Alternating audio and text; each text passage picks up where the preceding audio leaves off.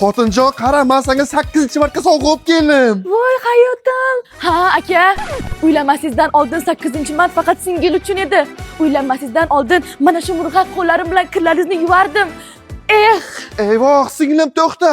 Singlim, mana shu sepochka senga singlim. Akam jonim, akam, mani mehribonim, akam uylanganingizcha kirlaringizni yuvganmish. O'tmish bilan yashashni bas qiling. Hozir yoningizda men borman. Men kuningizga yarayapman. Qo'y. Eyvoh, xotin to'xtagin. Xotinjon, bu sovg'a aslida senga edi. Akam tog'im der edim. Akam och qolmasin deb mana shu qo'llarim bilan ovqat pishirib berardim. Ana endi bitta sepochkaga arzimagan singil kimga ham kerak? Beshafqat dunyo. Eyvoh, singlim shoshma. Singlim, mani ko'zlarimda moshday ochding, mana shu tilla senga ol. Aka desam, yayragaydir zabonlarim. Issig'i-yu sovug'iga qarasam, tunlar bedor ovqatlar qilsam, meni qadrlamaslar orasida men bechora tilla suyuqqa joy yo'q ekan. Nima qilaysizlar? O'zi bittagina sepochkacha senga beray, bunga beray, nima qilay? O'g'lim, 8-mart onajonlar bayrami. O'sha tillarni menga berib qo'ya qol.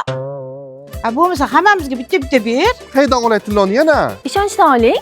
Ishonchdan? Ishonch do'konlarida 8-mart Xalqaro xotin-qizlar bayrami munosabati bilan 7, 8, 9 mart kunlari har 3 millionlik xaridga bitta kafolatlangan sovg'a berishyapti. Yo'g'i?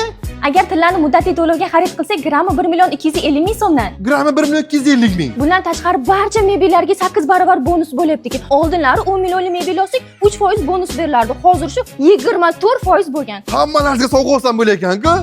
Dadani ham kimdir o'ylarmikan? Dada 8-mart ayollar bayrami-ku.